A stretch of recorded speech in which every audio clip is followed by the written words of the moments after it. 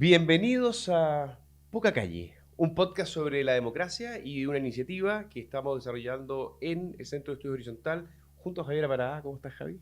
Muy bien, Hernán, con calor, porque hace calor en Santiago de Chile. Pero nada, obsta para que tengamos una gran conversación. Están pasando muchas cosas en el mundo, no solo en Chile. Y tenemos dos invitados internacionales esta vez. Sí, que no están tan acalorados como nosotros y que además nadie habría dicho que iban a estar juntos en un proyecto. Es verdad. Nos acompaña en esta conversación Alberto Mayol, sociólogo, y también, hay que decirlo, un político. Fue candidato a la Totalmente. presidencia, no hay que olvidarse. Y uno que fue varias veces candidato a la presidencia, Joaquín Lavín.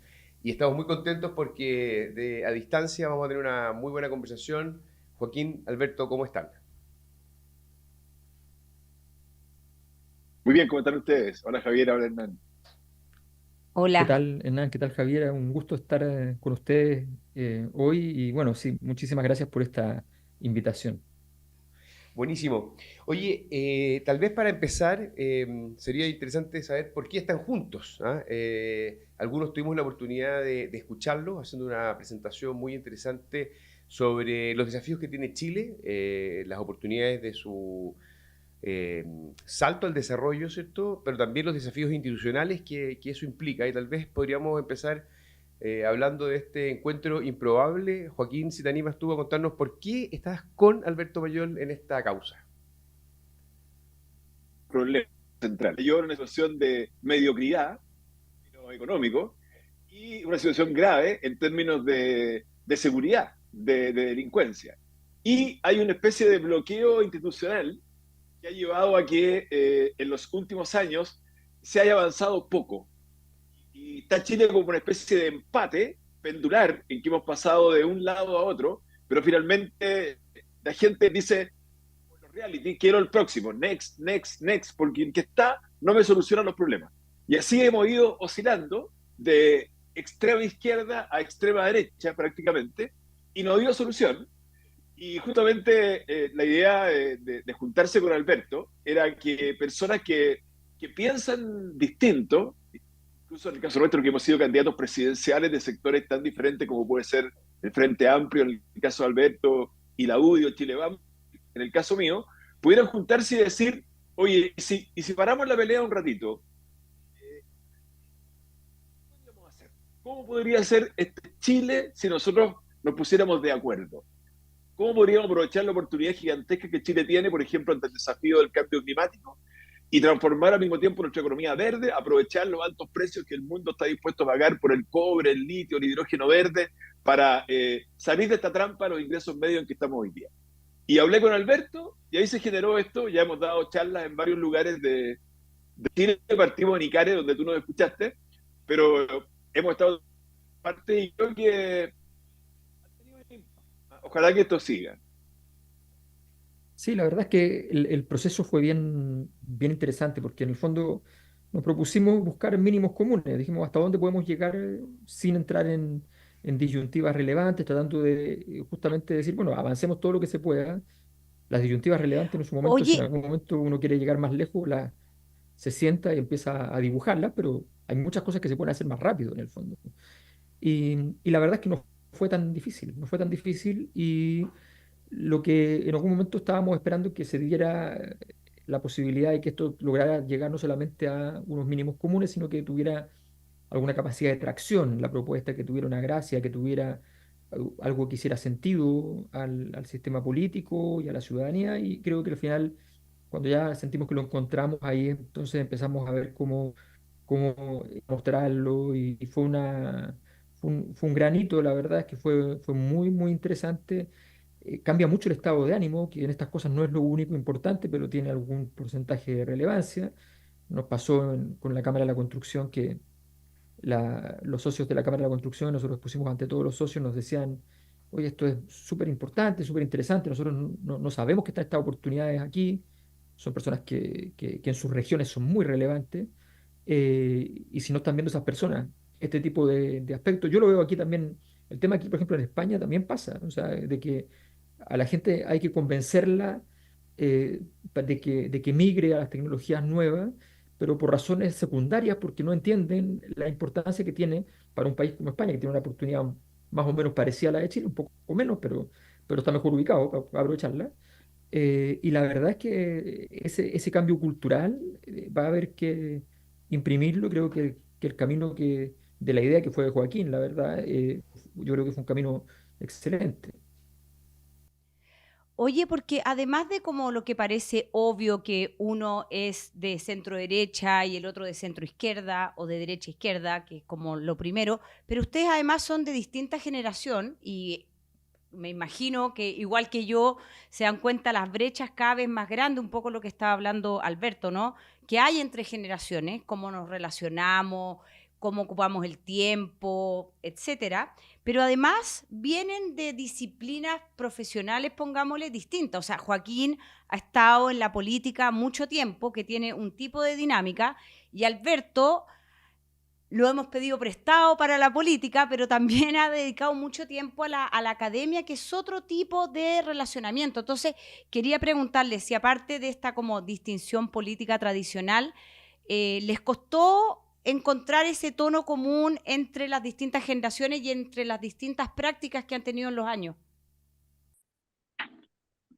Sí, yo creo que efectivamente tú das un punto ahí, Javier, que es bien importante, porque, claro, tenemos no solamente la diferencia política, eh, eh, que más mirado en el mapa político es muy grande, ¿ya? Ahora, si uno lo mira en términos de los discursos de ambos, son efectivamente conciliables, pero efectivamente el mapa político te muestra una realidad muy ancha al respecto. Pero también está, obviamente, las diferencias generacionales, las diferencias, tú dices muy bien, el tema disciplinario, o sea, la sociología normalmente es bastante poco receptiva de las dinámicas de la economía. Voy a recordar una cosa que es como de clase, ¿no? Pero la sociología nace en el fondo de una bifurcación, de una ruptura con el mundo, con el mundo de la economía. Entonces, está la escuela alemana de economía y la escuela austriaca de economía, gana la austriaca y la alemana se fluye hacia la sociología.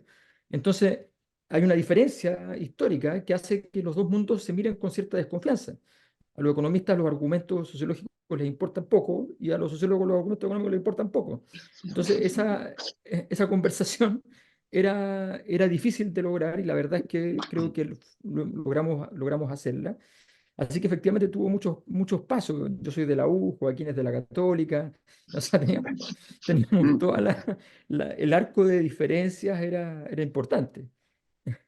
Oye, quiero agregar solamente eso, que efectivamente el valor que tenía esto eh, era que fuéramos personas muy distintas, ¿ah? En el sentido de que si personas tan distintas son capaces de ponerse de acuerdo en determinadas cosas, eso vale mucho para Chile. Entonces, efectivamente las diferencias no son solo que uno está en el sector político A y otro está en el lado B y que son muy distantes, ¿ah? Sino que además, efectivamente, como dice Alberto, hay una diferencia generacional, también es una diferencia grande al interior de Chile, que la estamos viviendo. Hay una grieta también ahí, entre la generación antigua y la generación nueva, y eso se nota mucho. Y también, por supuesto, en las diferencias profesionales. Yo fui entrenado como economista en una escuela en que se decía, oye, la economía, la sociología son ciencias sociales, las dos, pero la que mejor predice el comportamiento humano es la economía, la que es capaz de predecir qué va a hacer la gente cuando pasa esto en la economía. Entonces, obviamente, el juntarse con un sociólogo horas, porque estos fueron horas en realidad, a trabajar, a veces por Zoom, a veces presencialmente en café en Santiago, fue un aprendizaje bien importante también. Y nosotros propusimos tres cosas: una tregua, un relato compartido, que Chile necesita un relato compartido por todos, y un nuevo pacto social, y empezamos a aterrizarlo en algunos temas específicos, como por ejemplo, a ver ya, educación, ¿qué haríamos? O a ver ya, seguridad ciudadana, ¿qué haríamos? Y la verdad es que, como dice Alberto, hay mínimos comunes, ¿ah? Yo no diría, porque también hay un tema a veces con los acuerdos, y la gente dice, pero es que el acuerdo es una cuestión que no es nada, una cosa como tibia. No, o sea, más que la política de los acuerdos, las soluciones. O sea, lo que nosotros buscamos es oye, en estos temas en que pensamos distinto, tenemos miradas distintas, pero Joaquín, en esa misma línea, ¿qué está pasando con tal vez lo que es una paradoja, ¿cierto? Por un lado, los chilenos quieren cambios, quieren reformas, pero al mismo tiempo la palabra acuerdos ha pasado a ser algo espurio. ¿Ah? Somos incapaces de ponernos de acuerdo. ¿Cómo salimos de esta trampa, crees tú, Joaquín? bueno, yo creo que lo que está fallando en nuestra democracia es que la gente no ve que no se solucionan los problemas. Y el sentido común de las personas lo que dice es que, oye, si ustedes están siempre discutiendo, siempre peleando, finalmente nada pasa. Entonces, es necesario que personas que piensan distinto conversen. Eso es lo que nosotros producimos con Alberto. La palabra acuerdos, para mí no es la palabra adecuada. ¿En qué sentido? En que a veces acuerdo se entiende como algo, primero, una especie de cocina, no se trata de eso, o sea, como a espaldas de, no se trata de eso.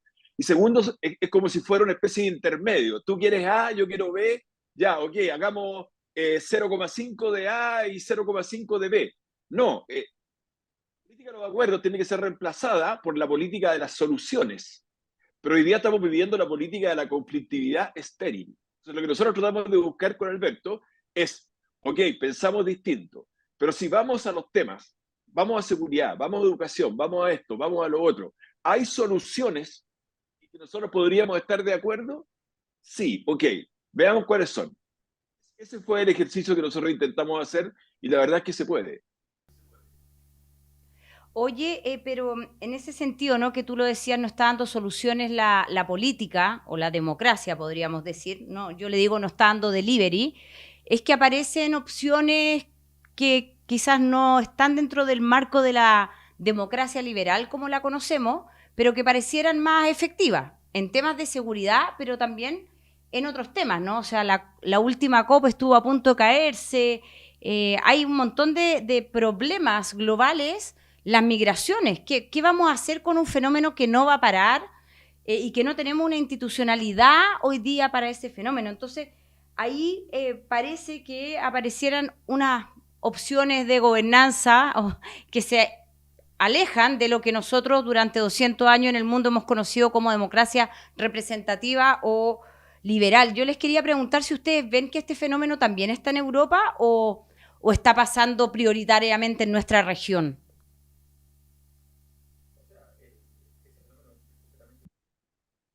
O sea, ese fenómeno es completamente mundial.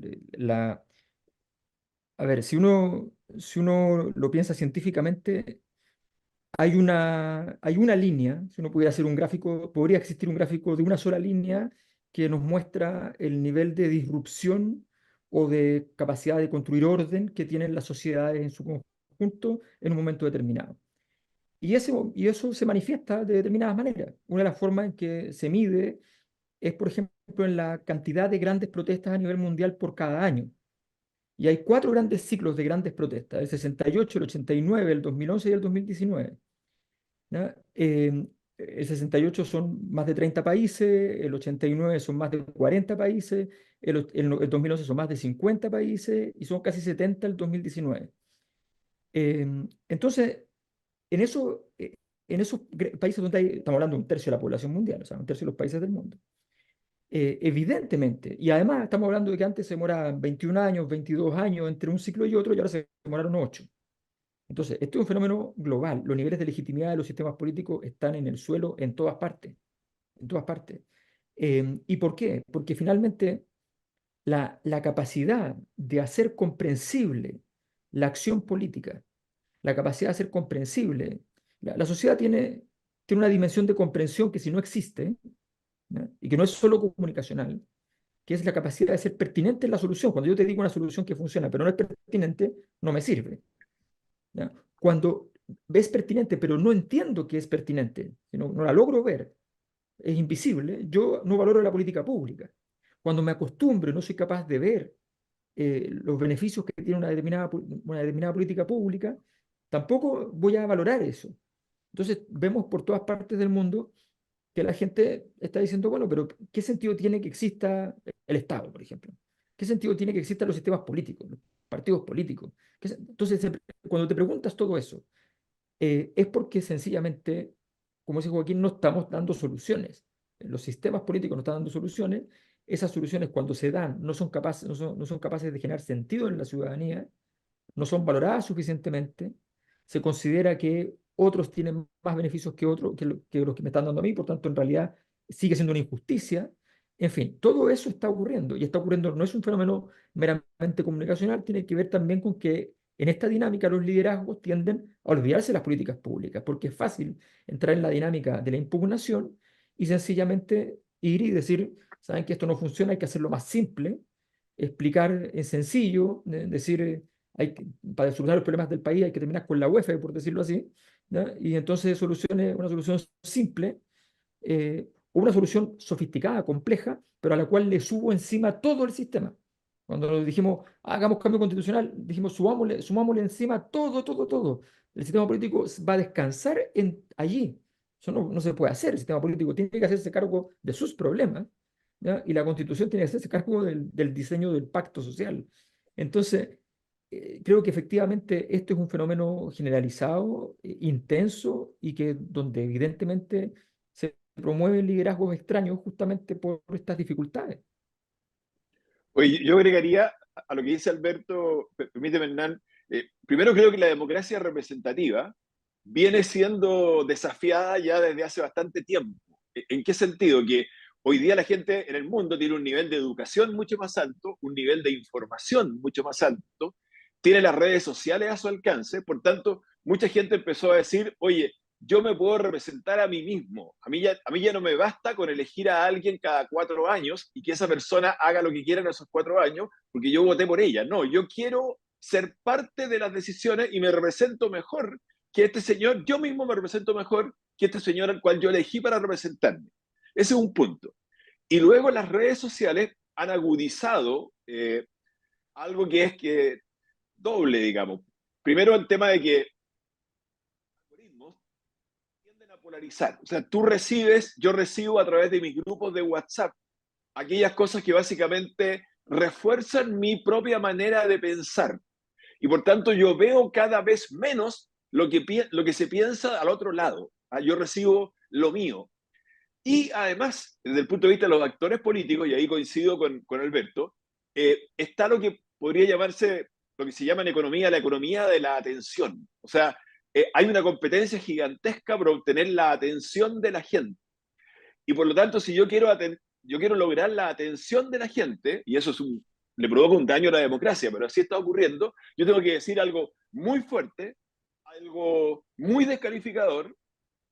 Se ha caído en la teoría de lo que podríamos llamar la cancelación. Entonces tú ves que los liderazgos, por así decirlo, exitosos, entre comillas, porque son de corto plazo y al final no solucionan los problemas, son aquellos liderazgos que se imponen, por así decirlo, con declaraciones muy fuertes que tienden a polarizar aún más los países. Ahora, sí aterrizo en un tema que no lo hemos conversado aquí, pero bueno, que es que además en Latinoamérica, el populismo está desafiando la democracia, es un tema mundial. Estados Unidos, países europeos, en Latinoamérica también. Populismos que ganan el poder por la vía de la democracia y luego al interior de la democracia empiezan a cambiar el sistema. Pero en Latinoamérica hay un fenómeno también que es muy fuerte, que es el crimen organizado, el narcotráfico, y que es una manera de... que vi una columna en Radio Bio Bio sobre el tema de un cantante que hace cantante mexicano que hace corridos por encargo, por ejemplo, del cartel del Chapo Guzmán, etcétera. Entonces, que está invitado al Festival de Viña. Es una anécdota, entre comillas, no tan entre comillas, pero en el fondo el crimen organizado se va enquistando al interior de las democracias, va corrompiendo jueces, fiscales, etcétera, y termina, por ejemplo, en lo que pasó en Ecuador. Hoy día yo leía, estoy acá en Madrid, pero miraba por internet de Moll, y un ministro, ya no me acuerdo cuál era, si era de justicia, ahora, decía, no se preocupe porque en Chile las cárceles están controladas. Por favor, todo lo que yo he visto en el último tiempo que están lejísimos de estar controladas. Si hay delitos, digamos, robos de computadores, todo desde la cárcel, informes de Gendarmería que dice que hay 700 grupos organizados en Chile que desde el interior de la cárcel están operando. Entonces, siempre uno dice, bueno, en Chile estas cosas no van a pasar, porque Chile es un... Oye, yo quiero que volvamos en un ratito más a Peso Pluma porque tengo algunas preguntas sobre eso y creo que es una discusión súper interesante, pero quiero seguir un poquito más hablando del tema de la democracia porque aprovechando que ustedes están en España, pero también aprovechando, Joaquín, que tú has sido alcalde en 2 periodos en comunas distintas y normalmente cuando hablamos de democracia todos pensamos rápidamente en las políticas públicas, en el presidente y en el Congreso. Pero la democracia también es la organización en el territorio, en la comuna, cómo los vecinos se organizan con las distintas empresas que están en ese lugar, etcétera, etcétera, etcétera. Todos quienes hemos sido víctimas o victimarios de los sonidos molestos sabemos lo importante de la organización comunal. Entonces, nada, te quería preguntar a ti cómo se vive la democracia en la comuna, en esa unidad que es donde más cerca estamos de las instituciones. Bueno, yo te mencionaba, Javiera, que la primera tensión que me tocó ver, y estoy hablando de la década del 90 prácticamente, es que la democracia representativa estaba desafiada porque la gente empezó a decir, yo me puedo representar a mí mismo mejor que mis representantes. ¿Ah? Y eso yo lo viví a nivel comunal, en cosas simples y en cosas más complejas. Planos reguladores, dónde poner edificios, cuáles son las áreas industriales, residenciales, comerciales, los ruidos molestos que tú decías.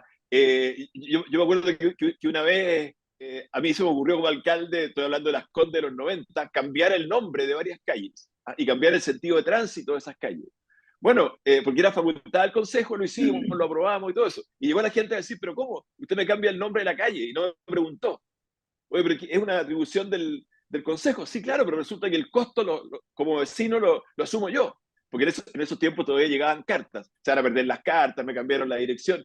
O sea, me empecé a dar cuenta que la verdad es que gobernar, incluso en un territorio que puede ser pequeño, digamos, ya no era lo mismo que antes. O sea, tienes que participar la gente en el proceso. Y eso que uno lo empezó a vivir a nivel vecinal, con un ejemplo muy anecdótico que te estoy dando, pero que se puede amplificar, hoy día se vive también a nivel nacional. O sea, ya la gente no quiere, además, no quiere que llegue alguien con la solución mágica y diga, mira, esta es la solución, la voy a imponer, la voy a establecer. No, quiero ser parte del proceso que lleva a esa solución. Y esa es una democracia distinta, que es una mezcla de democracia representativa, democracia directa, y esa tensión no está bien solucionada en Chile y en muchos países.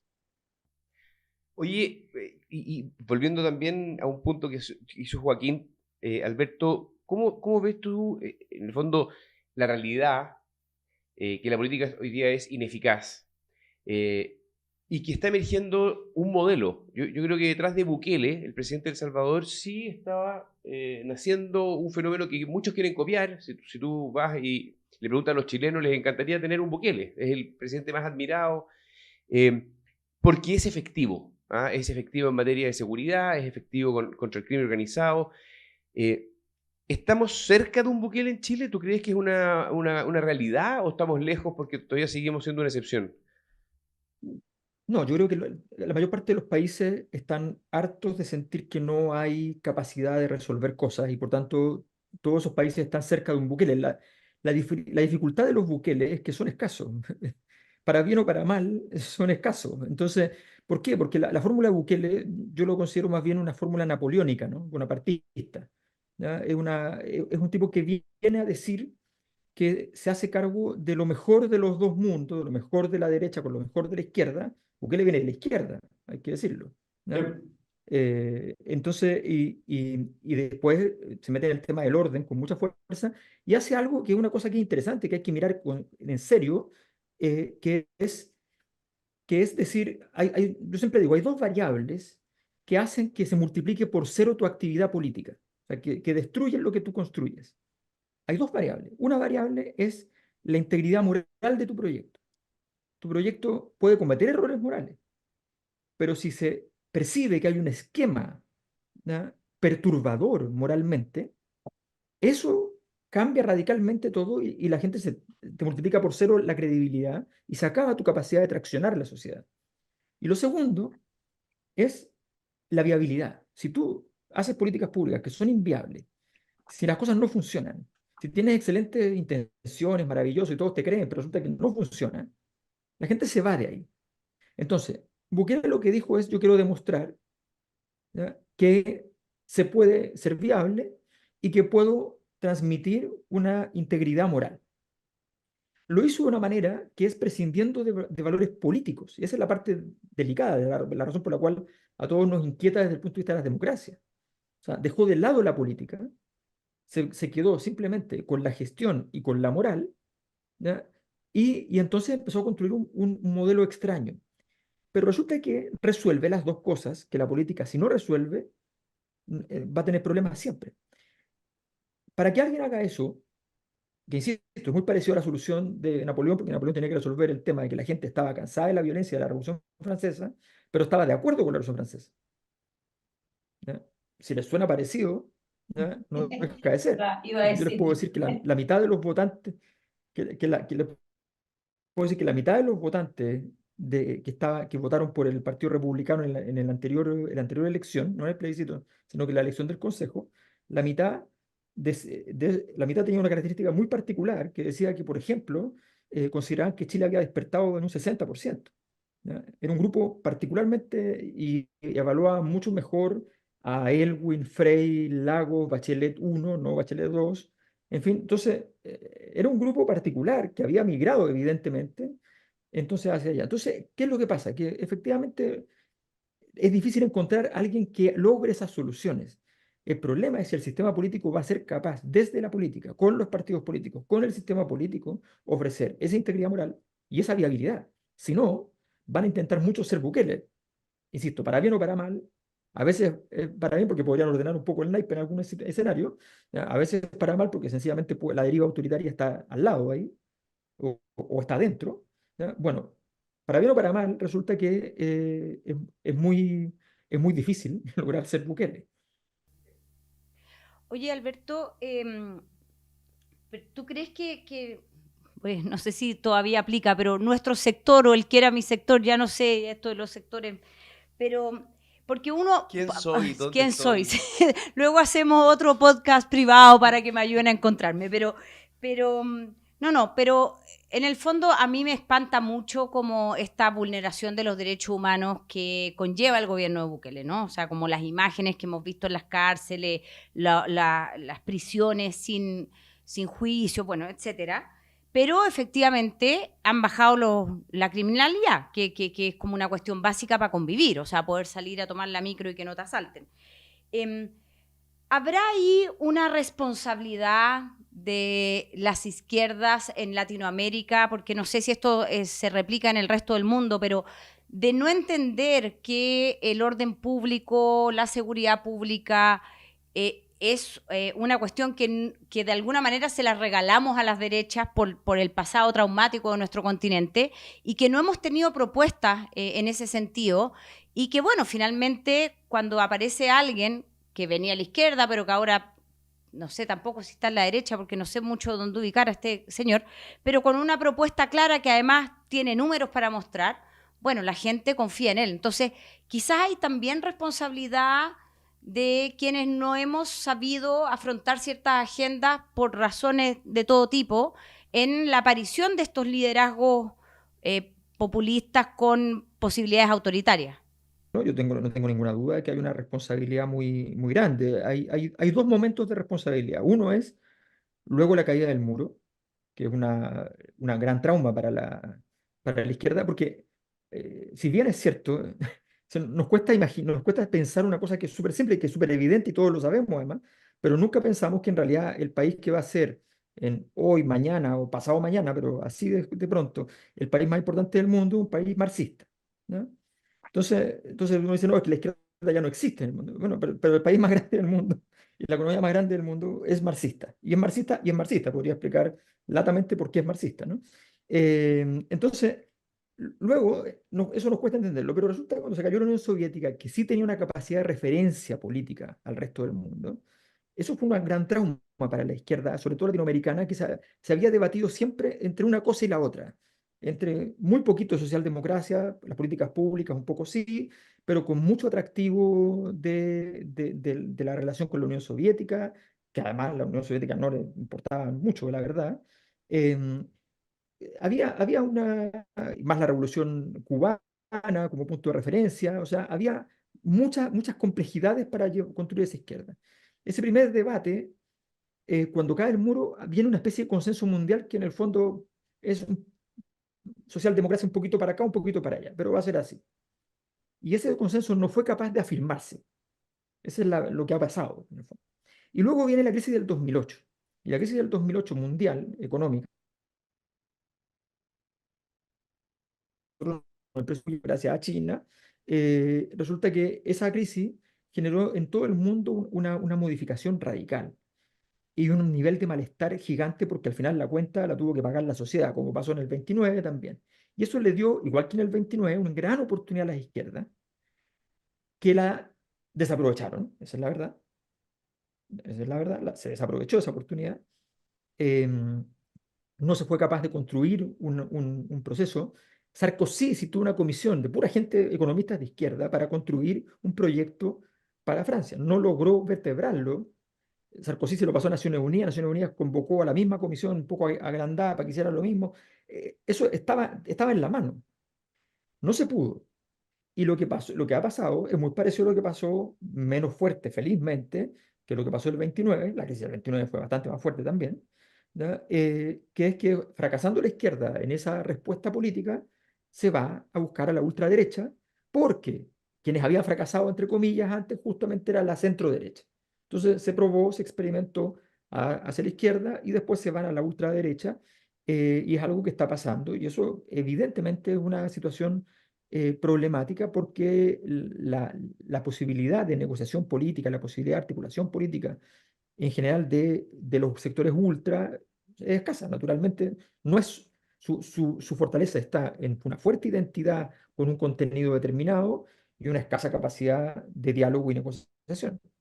Oye, Joaquín, ¿y cuál es tu impresión respecto del fenómeno de Bukele? ¿Ah? A propósito de que también tú jugaste un rol muy interesante, entre comillas, cuando fuiste alcalde de hablar de las cosas concretas, ¿ah? Y salirse un poco del debate ideológico, lo que también te costó algunas críticas, pero de alguna manera ser eficaz. Y hoy día, para muchos, a pesar de que yo creo que Joaquín tiene razón, perdón, Alberto tiene razón de que son pocos los Bukele, pero tal vez candidatos pueden haber más voluntarios. ¿Ah? Es difícil que hayan liderazgos tan efectivos como Bukele. ¿Tú ves que en Chile haya además con voto obligatorio, un espacio hoy día más real para esa opción? Yo creo que sí, en dos sentidos. ¿Ah? Uno es que las encuestas que yo he visto, y creo que el CEP pregunta esto, hay otras encuestas que preguntan algo así como, ¿estaría usted dispuesto a perder libertades personales de vivir en un país más seguro? No sé si la Cosa Nostra, ahí en esto, Alberto nos podrá contar después, también pregunta cosas de ese tipo. Pero, y he visto que las respuestas crecientemente dicen, sí estoy dispuesto a sacrificar libertades personales para tener un país más seguro. Entonces ahí hay un punto de un buquelismo, digámoslo así, potencial.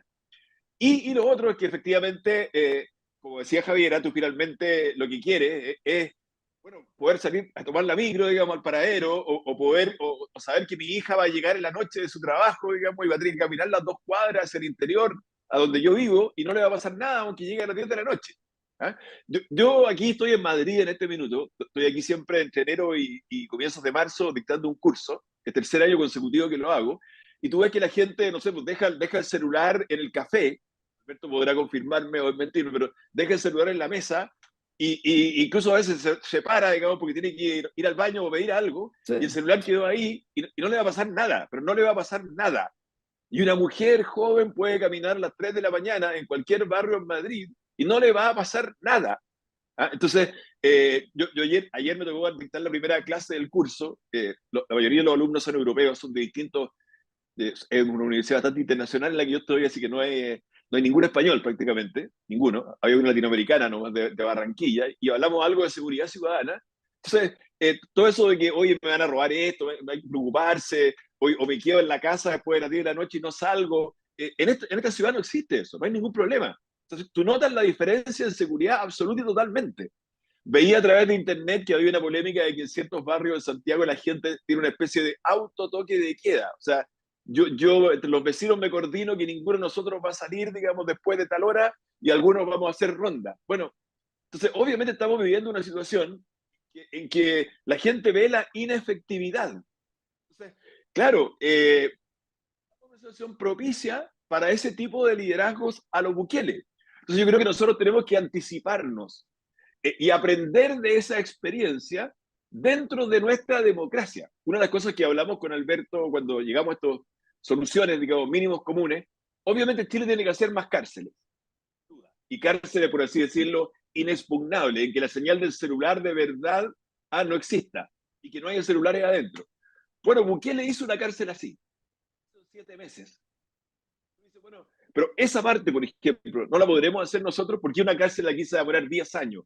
El otro día estaba con una persona que me decía que la cárcel de Chillán se cayó para el terremoto, en 2010, y todavía no se ha podido reconstruir.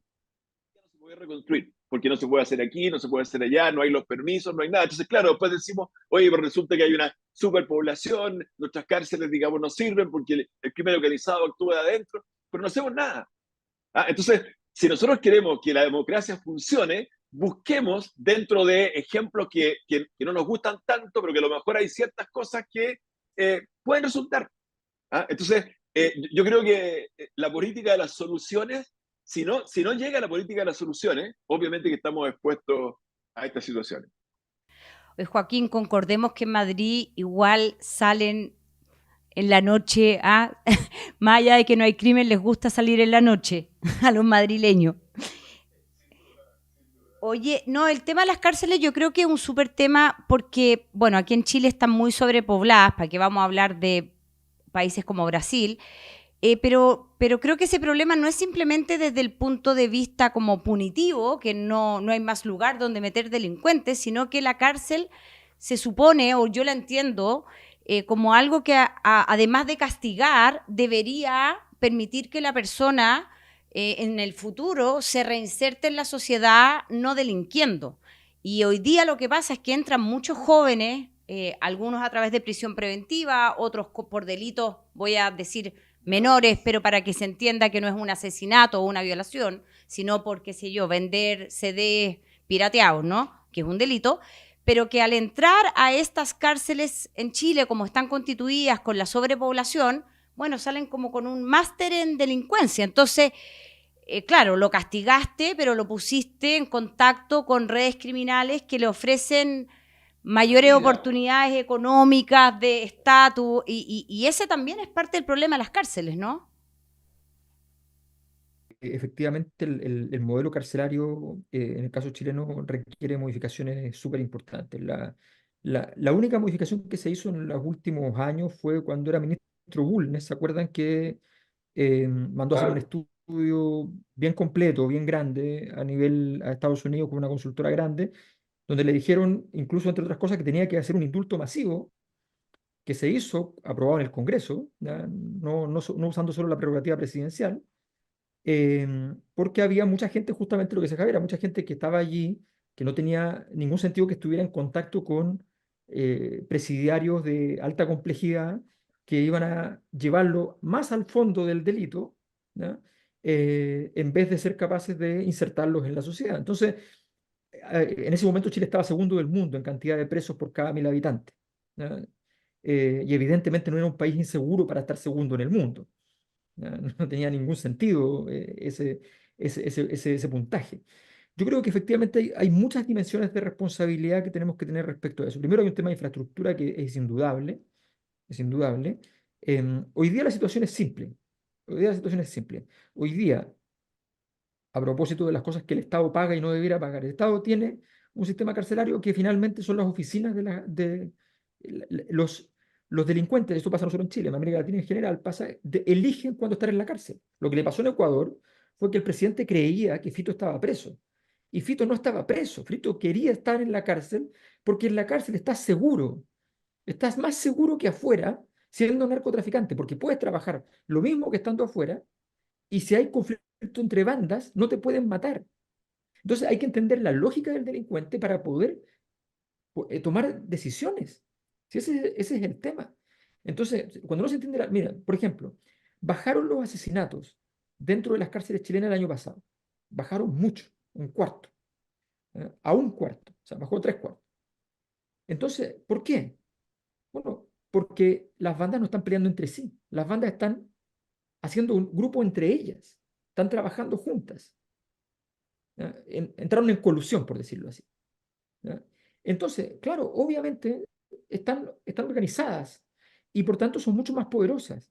Entonces hoy día tú cuando te llaman por teléfono desde la cárcel para hacerte una estafa, tú contestas el teléfono y no escuchas atrás un rumor, un ruido. Escuchas todo perfecto, como si fuera una oficina. ¿Por qué? Porque es una oficina, porque es un lugar que está hecho, oye, aquí está el amigo, está trabajando, no molesten.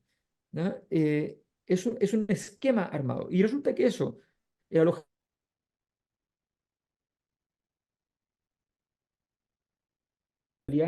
exterior.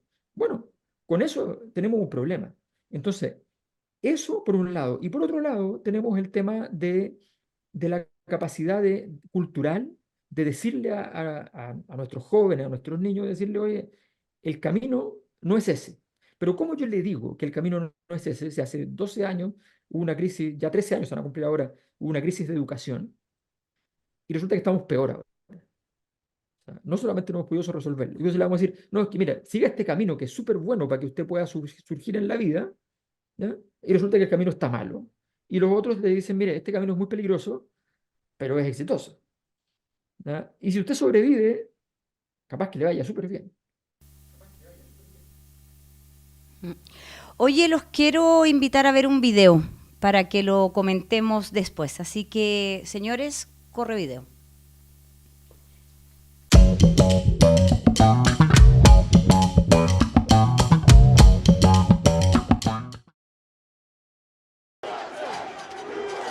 Eastbound in this 400 block of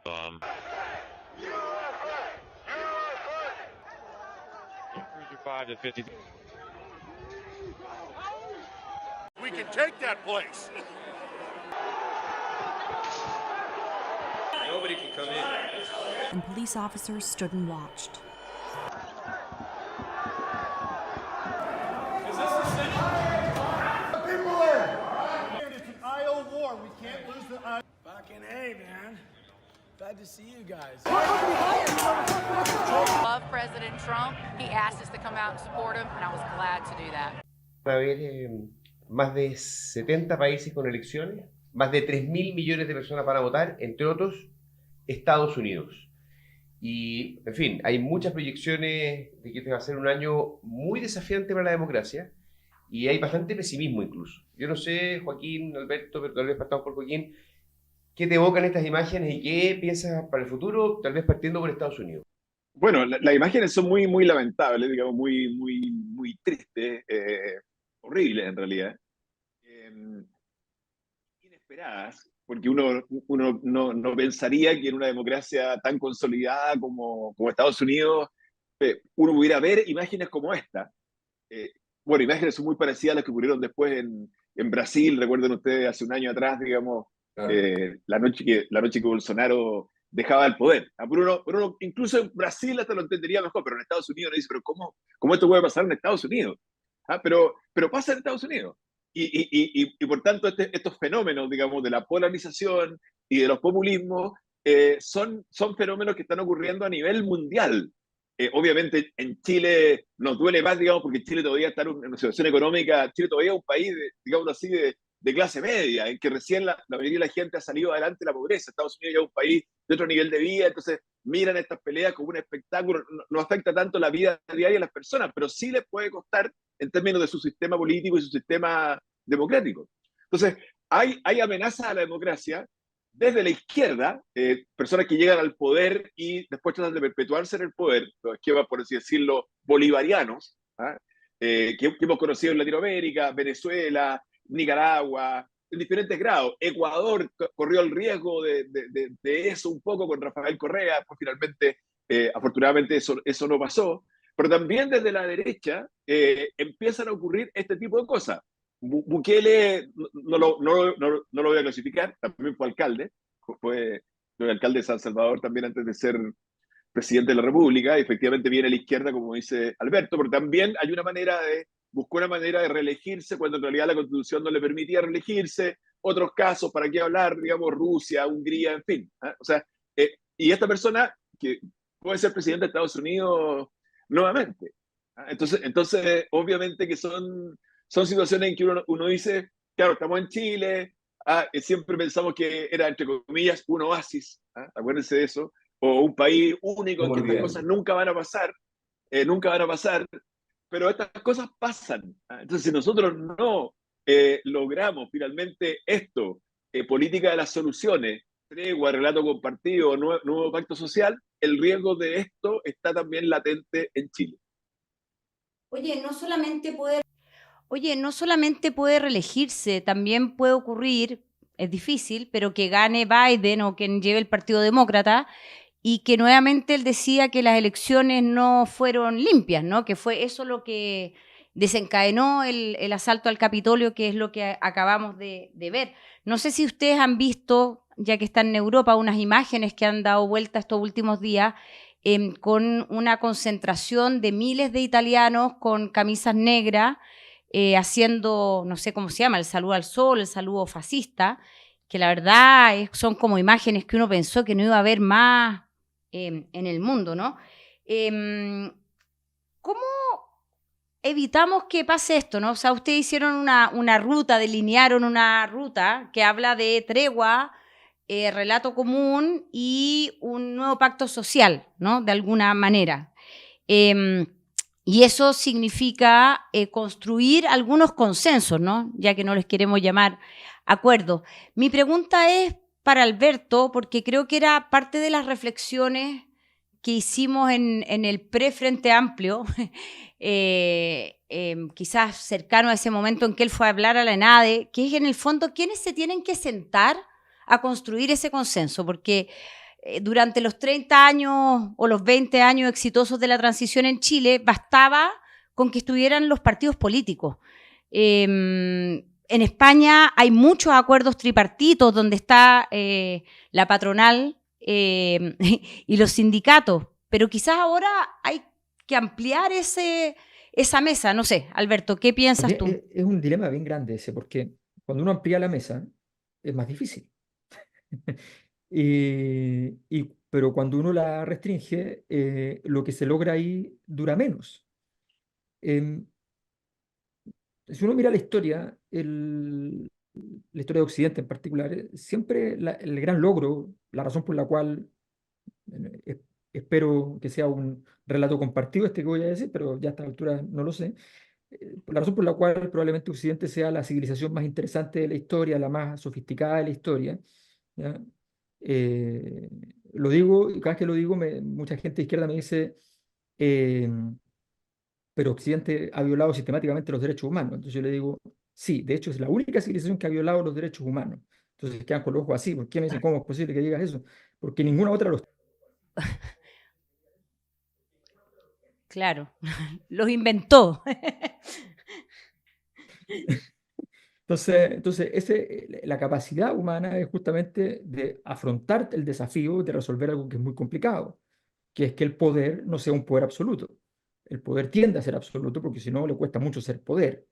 Entonces, ese esfuerzo y el esfuerzo occidental de legitimar el poder sin un ente externo, sin decir que fue una entidad divina, sin decir que viene de la tradición, sin decir que viene desde afuera, esto no es mío, esto no viene de mí como persona, esto no viene de la tradición, ni viene de una divinidad, esto viene de nosotros. Eso es una altísima complejidad y obviamente ha sido un desgaste enorme y el desgaste más maravilloso de la historia, o sea, la creación más compleja y más sofisticada. Entonces yo creo que estamos frente a un desafío grande. Gran parte de lo que siento que está pasando tiene que ver más bien con un cambio de orden mundial. Yo tengo la impresión de que fundamentalmente está pasando eso.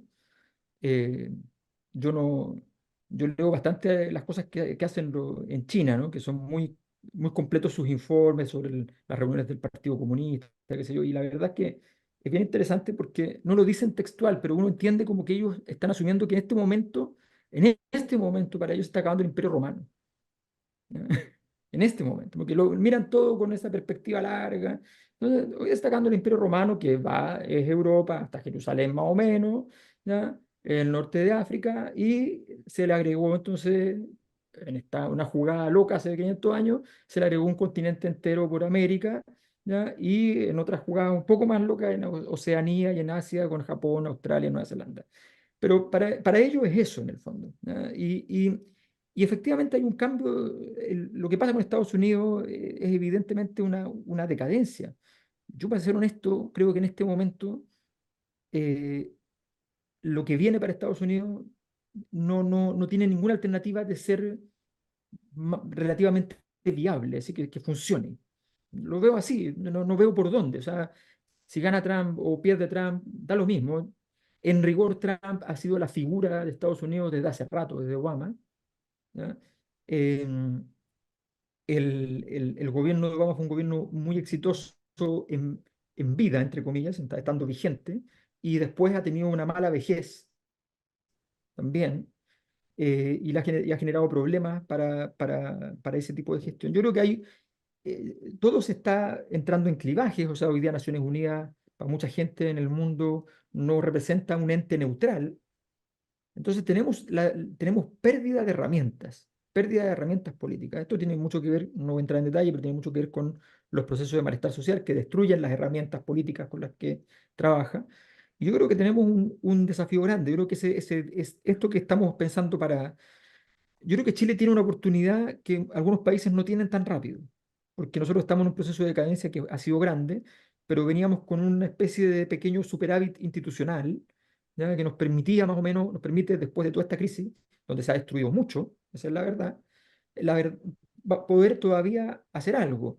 Y nuestros contenidos normativos todavía no están tan confundidos, ¿ya? O sea, por ejemplo, yo creo que hay cosas que uno dice en Chile que todavía la gente dice, no, sí, eso es un básico, ¿no? Y que en otras partes ya no están. Eh, entonces yo creo que tenemos una oportunidad, pero yo veo un escenario muy confuso en el mundo en un buen rato. Hoy día tenemos solo el 14% de la población mundial, hoy día vive en una democracia. Y teníamos la ilusión de que a estas alturas del siglo XXI eso iba a ser, no sé, el 50%, 60%. Oye, la conversa ha ido volando y los Sí. tiempos también, pero yo quiero, antes de ir terminando, Joaquín, saber ustedes, sobre todo en este contexto tan desafiante, complejo, ¿qué planes tienen con Alberto? Porque yo creo que hoy día sigue siendo muy valiosa la necesidad de una tregua, muy valiosa en construir soluciones compartidas, muy valiosa la oportunidad de que Chile se pegue un salto al desarrollo con todas las oportunidades que tiene. ¿Qué viene para esta dupla improbable? Mira, más allá que para esta dupla, una cosa que te quiero decir, Hernán, que yo creo muy importante que haya liderazgos que atrevan a desafiar a su propia tribu. Creo que eso es muy valioso. Yo sé que tú, Javiera, lo has hecho y hacerlo tiene un costo. Yo también lo he experimentado varias veces en mi vida, digamos. Pero en el fondo, porque hoy día, si la competencia política es quién es el que es más de izquierda y quién es el que es más de derecha, estamos mal. Porque finalmente no es eso lo que Chile necesita. Entonces tiene que haber liderazgos que se atrevan a desafiar. Y tiene un costo. A mí algunos amigos me decían, oye, ya, con Alberto Mayor, o sea, tú hiciste un trabajo conjunto con Alberto Mayor, o sea, ya te perdimos definitivamente, habías dicho antes ya que era aliancista, bacheletista, o sea, ahora sí que ya te perdimos, te habríamos aceptado, no sé, pues, oye, conozca el Landerreche, por último, júntate, pero con Alberto Mayor, o sea, olvídate. Bueno, entonces, lo digo en términos de anécdota, pero en Chile cuesta mucho que haya personas que se atrevan a desafiar a su propia tribu.